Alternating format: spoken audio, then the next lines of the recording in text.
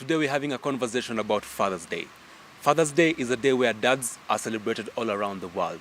But does that appear to all those who were brought up in a single-parent home? So today I'm joined by Sally, who is one of that kind, and I'm joined by family psychologist Venus Chengo. Karibuni sana. So when I come to you, Sally, tell us your experience on growing up in a single-parent household.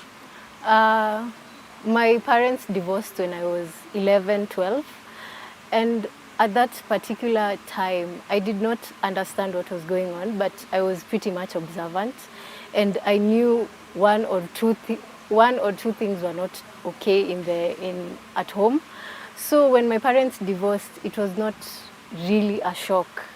And immediately after, I was taken to boarding school, and everything just changed from having events where two parents attend to one parent attending. And in as much as I did not understand at the time, I could tell that things were not okay and it felt awkward. But going on in life, I just got used to the fact that one parent would be there for me. Yeah. And how did you cope up? I used to read a lot of books. I would just bury myself in fictional books, and I'd also write during my free time. I would like to keep myself preoccupied because, for example, like I've said, I went to boarding school and we would have functions like visiting day, and either a parent would show up or not, and I would just try to preoccupy myself in the best way I knew how. And being at that age, it was kind of a new experience all over again, because you're used to having both parents, and now you're looking up to one parent. Yeah. When I come to you, Venus, you've heard her story. Yeah. Can you please help us put this into context? Yeah. When we talk about fathers and we talk about, family, there are rules and roles. There's the role that a father plays, there's the role a mother plays. But when it comes to the hierarchy, there's God, there's the father and the mother. And the Bible brings it out very clearly. Husbands, love your wives as Christ loved the church. Already God has said it. Now, the next verse that follows says, and wives, be submissive to your husband. So it shows that when a husband plays his role, submission follows from the woman. When a father does not play his role, then the opposite is also inevitable, because the wife becomes rebellious. Now, when that role is not brought out very well, frustration will, of course, come into the home. Maybe the woman will feel like they're not cared of, they're not, because, a woman is an emotional being. They crave for attention. So when things are not working, they will also show it through their emotions. Yeah. Now, the only problem that I have, and going through, having been, in several therapy rooms and listening to people share their experiences, fathers don't bring out that caring arm. So the perception is, umefura, fura mpaka ulipuke. In the meantime, I'll go to the bar with my boys. I'll catch up with you later. So this lady is left abandoned in the home. The husband goes, the father goes out there, has his own fun. She doesn't know who to talk to. And eventually you find that there's no synchrony in the house. All right? Now, who suffers? Tunaambiwangwa in Swahili, farasi wawili wakipigana, nyasi ndio umia. The kids are the ones who suffer. Let me tell you, with every rejection that, a father will give to his wife or to his, there's always a repercussion that follows suit. Now, a child will observe and say, just like the way you said it, I could notice that, things were not working. So something was already happening to you, and you're thinking, is this what marriage is all about? I'd rather stay single. Kama hivi ndio itakuanga, I'd rather not marry. So it brings in certain fears of commitment later in life, because you have been in this movie where you were an observer. And you saw this happen and you saw pain. And then in extensions, she talks about, being visited in school, and it's only one parent. So even emotional intelligence is not there. Whereby, a dad and mom can say, okay, fine, things are not working between us, but can we just cooperate and coordinate so that we are able to, be there for this child? Because we brought this child up into this world. This child did not say Nileteni. We brought her into this world. So she becomes our sole responsibility. Let me just ask you one question. Yes. Does this also applies to children who lost their dad, like through death? Yes. When loss and grief is a totally different ball game. However, the kind of help you get during that period where you lose your loved one is very, very critical. As psychologists, as counselors, we always talk about psychological first aid.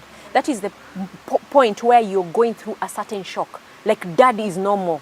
So there are all these conflicting emotions. You're angry with God. You're angry with, whoever caused it, whatever happened, there's that projection of anger. But when you're able to go through that psychological first aid and you sort of like internalize the whole thing and, heal from it, it will never bother you. Yeah, but Venus, there are some cases where you get, this single moms, they direct their frustration directly or indirectly to their children. Either maybe because she looks like the father and she... I've also done it, Exactly. let me confess. Tunasemanga, we are all humans at the end of the day before we get these titles. And I can relate with it because sometimes I know I've been angry at my husband and I project it to the kids. That is what we call transference, whereby you take emotions that were meant for someone else and you direct it to a weaker object. All right? So here in this case, in the family scenario, the weakest person there is a child. So nimekasarishwa na my husband, and then I'm transferring now the emotions because I can't fight him. So I can only take this stress to my child.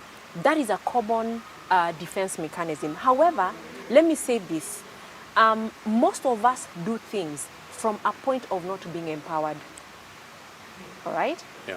Because we are, as we say, as human beings, we are emotional, as women especially. So sometimes we do not know where to direct our emotions. Yeah. And because of that lack of knowledge, we end up traumatizing our own children for not knowing how to cope well during a divorce process, during those seasons where we are having conflict. Because relationship also have stages. Yeah.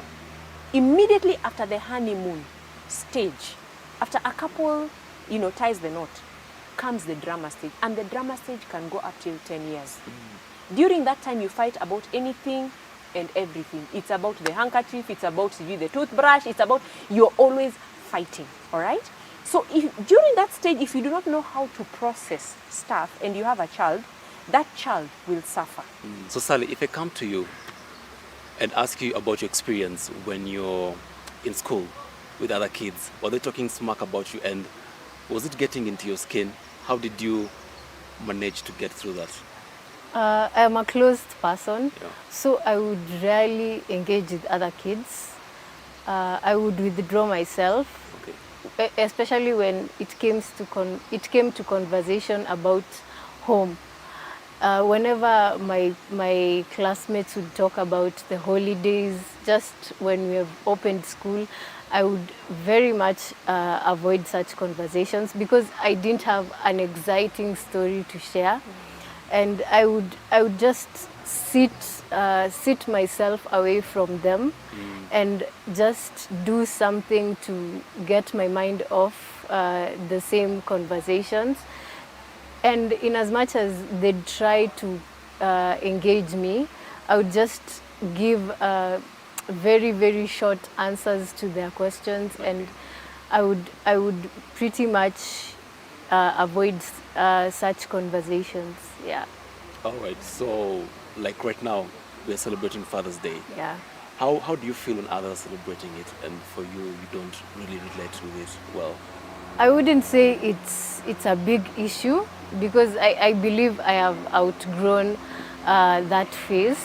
Because when I was younger, it used to get to me, I wouldn't say I have an estranged relationship with my father, but once in a while I would send him a message, like just to remind him that in as much as we are not that close, I do think about him. And as Father's Day is approaching, I would just send him a simple text like Happy Father's Day. And will he reply?